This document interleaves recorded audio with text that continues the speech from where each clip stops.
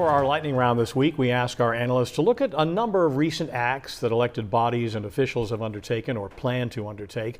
And we'll ask Phil and Ethan to tell us whether what has been done or is being proposed is the right way to handle it. Up first, the Maine legislature appointed our constitutional officers this week.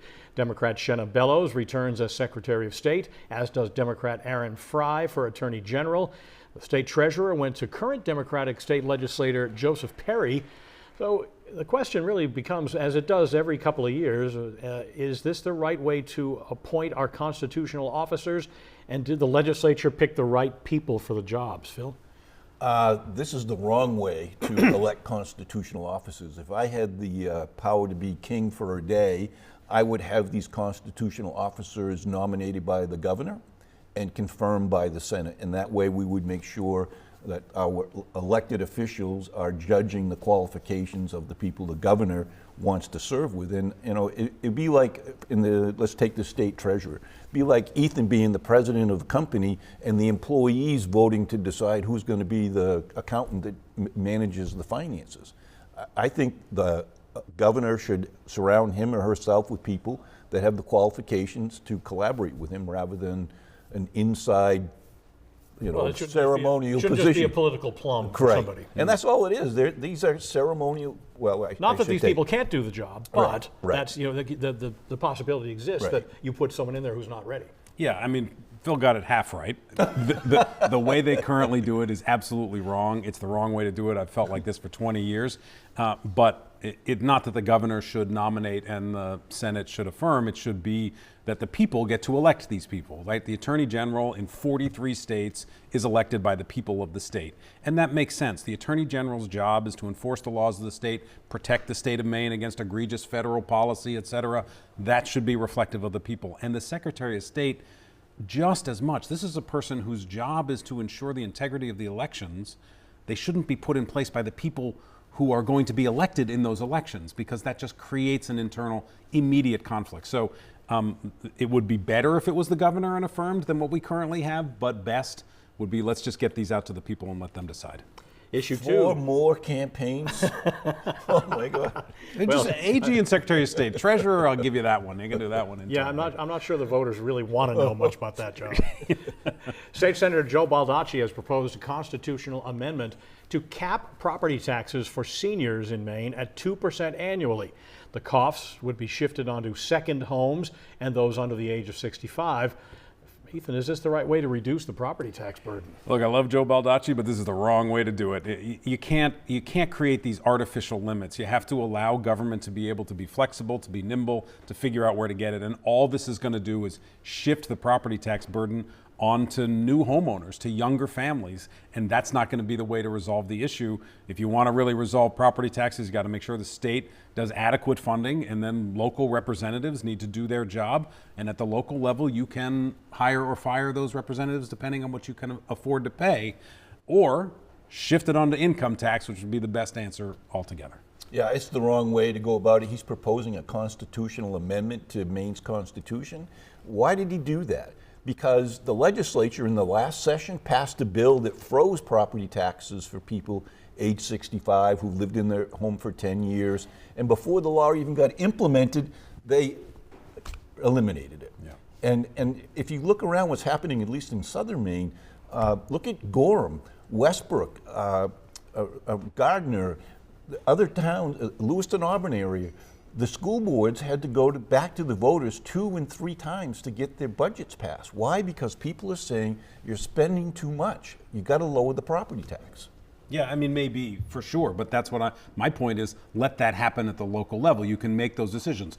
Most places said the budget was adequate. We're okay, right? 90% of towns said this budget works for us. We're willing to pay it because we get a good return. Well, you can come to my little town in Yarmouth and experience 9% property tax increases every year for the last 3 years. It's not sustainable. Well, look, I mean, that's up to the voters in your town to make that decision. It's not a constitutional amendment. Issue 3, and a related issue, in response to Maine's housing crisis, the legislature created a program to try to keep families from being evicted. A rent relief program was designed to allow people to catch up on rent if they'd fallen behind and to make payments going forward. Families from all 16 counties have been helped by the program, but it already has a waiting list of 200 families and is running out of funds. Phil, is this the right way to handle rent relief?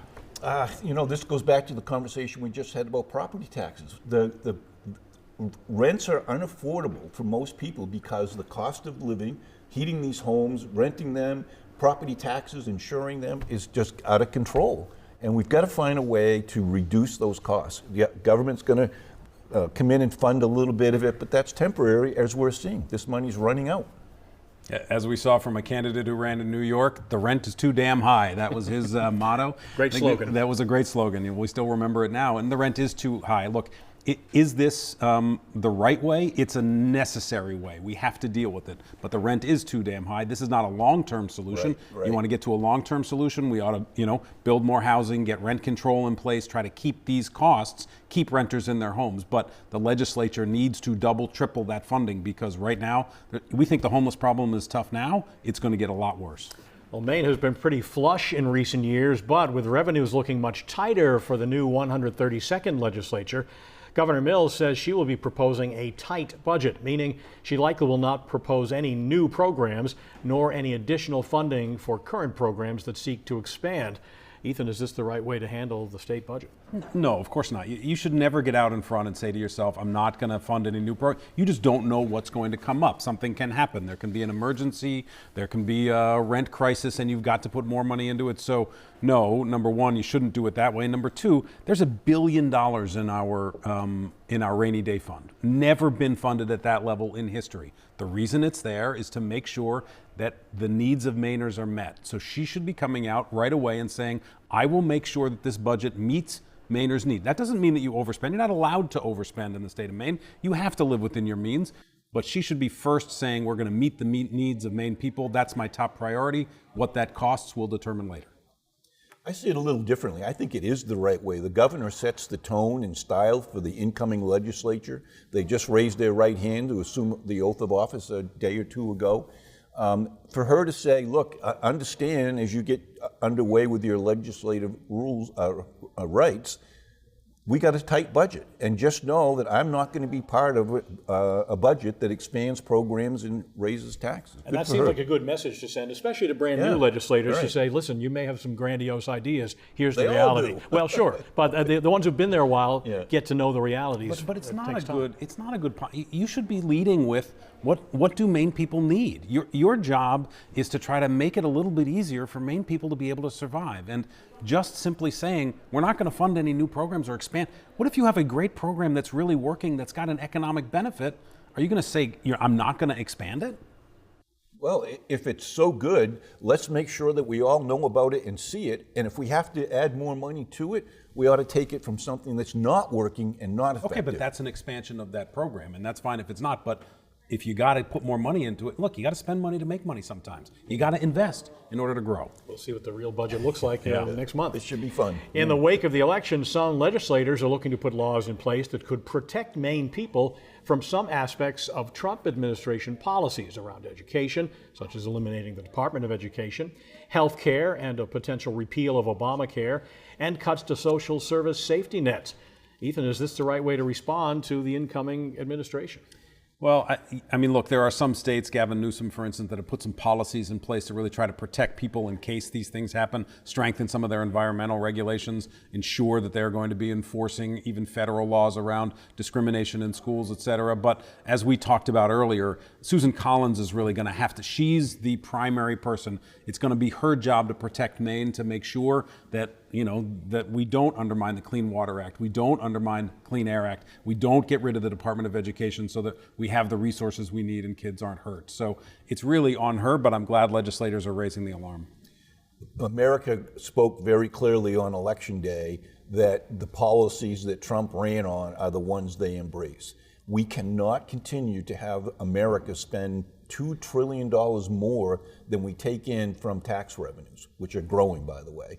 And the debt is out of control, and I think we all have got to swallow that bitter pill that says we've got to get our finances in order. And if that means reducing or eliminating certain parts of the federal government, put it up there for all of us to see. Let's debate it and take a vote and begin finally to put ourselves on a path to fiscal. I'll make you a bet right here, right now. 4 years from now, we'll be back here. The deficit will be larger at the end of Donald Trump's term because all that you just said will be thrown out the window when he proposes bigger tax cuts. I just hope that you bring that up on the tax cuts because those grow the deficit. But you think the deficit's going to be smaller or bigger at the end of Trump's term? I hope it's the rate of it has slowed down. If it got even reduced a bit, I would think that would be historic. All right, and you talk about tax cuts denying the government money.